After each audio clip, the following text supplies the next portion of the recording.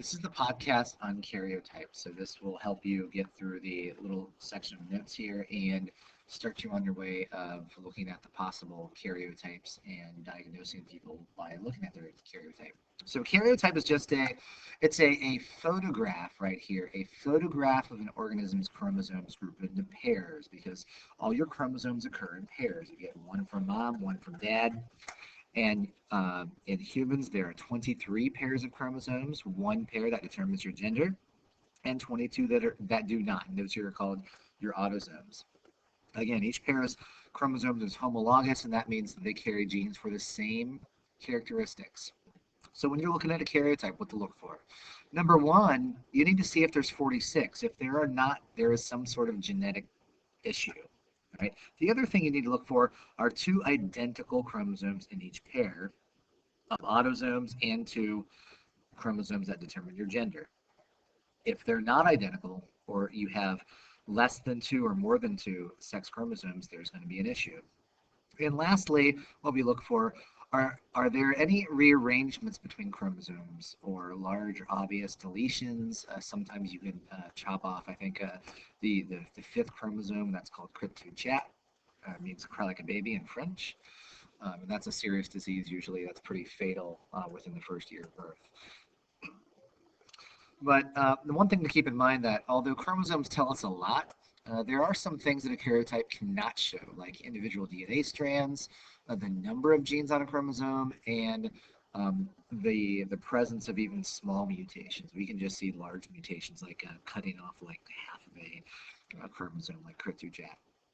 But here's a picture of a chromosome, and let's go through some of these questions together. I'm going to scroll out just a little bit to make sure I can get all the questions here. Okay, there we go. We have chromosome A and B. And so just look at some of these general questions that you're going to find. Number one, what is a diploid number of chromosomes in humans? And diploid means a full set, so that should be 46. And how many pairs do humans have? So we have, just look at the number, 1 through 22, and that last set is 23. So 23 pairs of chromosomes equals 46 total. The chromosomes number 1 through 22 are, as we said, the autosomes. You got to know these terms. The 23rd pair determines the sex of the individual are called sex chromosomes. Number 5, the sex chromosomes in a female are, we just did this in sex-linked traits. If you watched the sex-linked trait podcast before this, females are XX and males are XY. So if you look at the chromosomes up here in these two examples, you have sex chromosome and sex chromosome. Just look at the difference. This would be considered an XX and a girl, and this would be considered XY and a boy. And you can see the Y is just a little shorter than the X represented. Number 7, circle the sex chromosomes, which we did. And what is sex of gender A? If you look there, that's an XX, so that is definitely a girl. And B over here, that's going to be a boy. So basic karyotype, again, what you're looking at are for maybe additions onto a chromosome. Maybe you have a third chromosome here on chromosome number 18. Maybe you actually get number 5. Oh, you just kind of delete 5. Maybe you have your minus a chromosome somewhere, but you're going to just look at the number of chromosomes, what they look like in their respective pairs.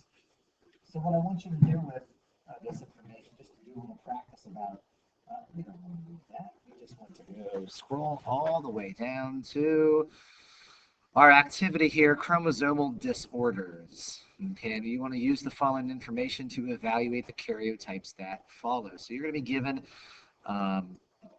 8 karyotypes, right? A, B, C, and D. And the first thing you need to do is determine their gender. All right, so we will do karyotype A together. We want to determine their gender.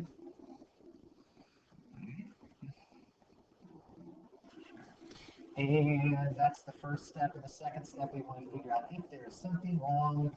What is wrong with them? So I tell you right here in these instructions that if a person has trisomy 21, that is Down syndrome. All right, trisomy, tri meaning 3.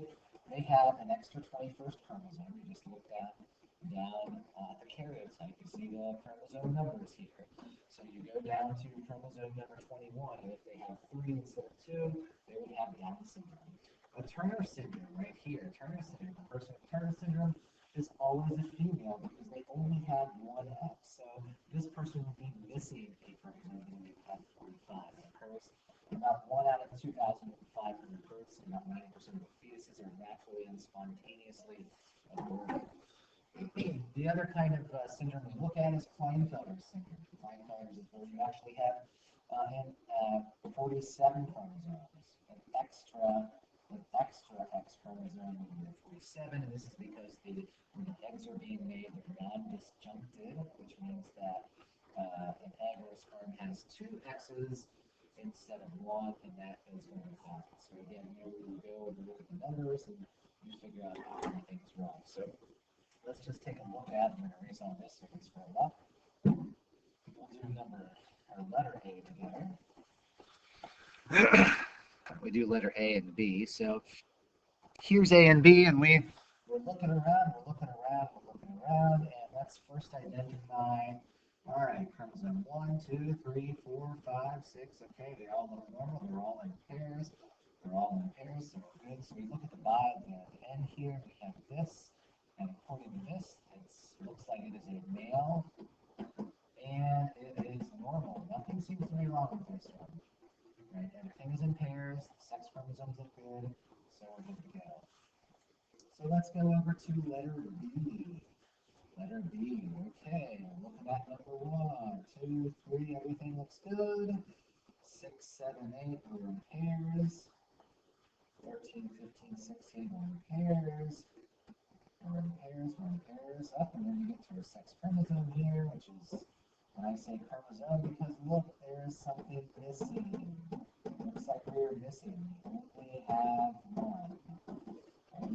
one. But it is an X chromosome, so that means because of the X, it is a female. It's just missing one. So you have to go look at the descriptions at top, and if you're missing an X chromosome, that means you have Turner's syndrome.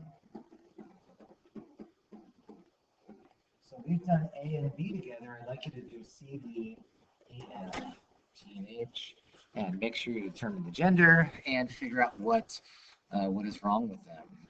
One thing I will say, if you go down to letter H, okay, letter H is a special one because this disease, if you can find it, it's not listed in the diseases on your sheet. So you're going to have to look that up. You're going to figure out what's wrong, number 1, and where it went wrong, and again, what that disease is called. You might have to look that up. This concludes the Karyotype podcast. See Mr. Matthews with any question.